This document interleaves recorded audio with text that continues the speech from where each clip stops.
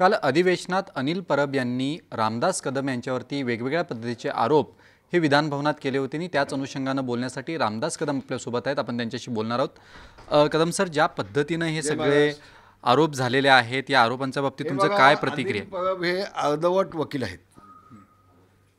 यांनी याआधी देखील दापोलीमध्ये माझा मुलगा योगेश कदम आता गृहराज्यमंत्री आहे, त्याला राजकारणातून पूर्ण संपवण्याचा प्रयत्न केला उद्धव ठाकरेंच्या आशीर्वादाने, पण त्यामुळे त्यांना यश आलं नाही।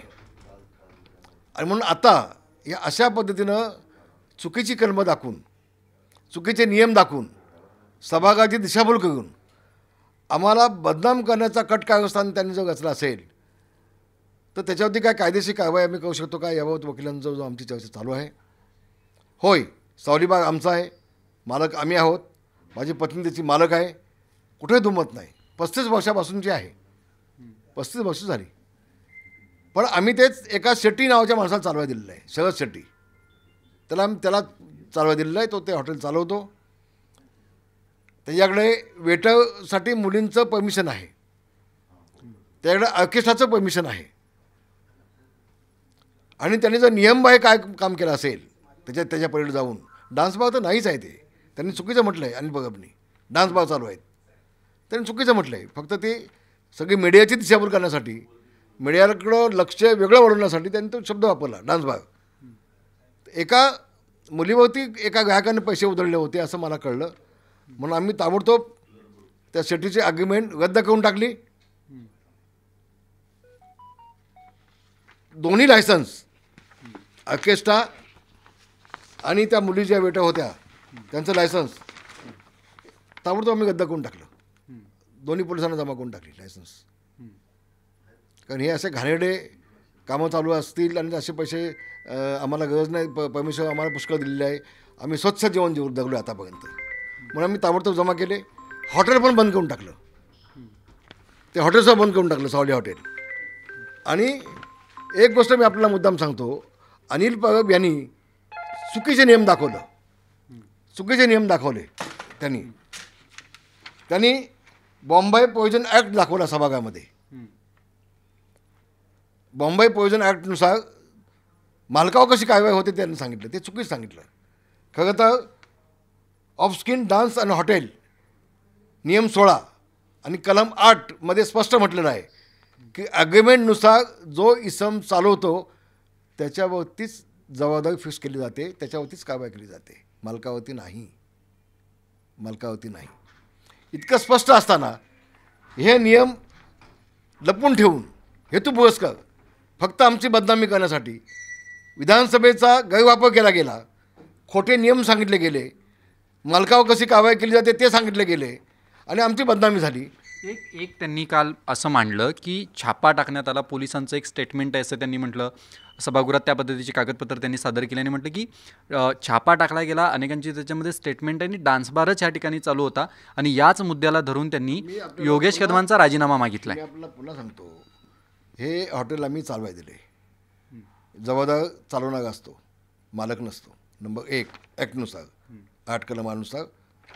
दुसरी गोष्ट, तिथे जे लायसन्स आहे ते ऑर्केस्ट्राचं आहे, हे डान्स बारचं नाही, डान्स बारचं नाही। आणि माझ्या माहितीप्रमाणे तर डान्स चालू नव्हता, तिथं एका व्यक्तीने एका महिलेवरती पैसे उधळले, ही गोष्ट खरी आहे। हे कळल्यानंतर आम्ही ताबडतोब त्याचं परमिशन रद्द करून टाकलं, अग्रीमेंट रद्द करून टाकली, त्याला हॉटेलमधून बाहेर काढलं, सगळे लेडीज आणि ऑर्केस्ट्राचं लायसन्स रद्द करून टाकले, हॉटेलसुद्धा बंद करून टाकले। याच्याबरोबर आपण काय केलं पाहिजे आणखी? आणि त्यामध्ये संबंध आपला येत नाही चालवणाराचा नियमानुसार, तर हे नियम लपून ठेवून त्या पोलीस गेले म्हणून आम्हाला तर कळलं ना, म्हणून आम्ही सगळं ते हॉटेल बंद केलं, लायसन्स रद्द केली, त्याच्यावरती कारवाई काय म्हणून सांगितलं। आणि ॲक्ट अनिल परब वकील असताना, त्याला माहिती असताना की याच्यामध्ये चालवणारा दोषी असतो, असं असताना त्यांनी मालकावरती बोट दाखवल्याने बदनाम केली, आणि म्हणून विधिमंडळाचा गैरवापर केला गेला, चुकीचे नियम दाखवले गेले आणि आमची बदनामी केली गेली।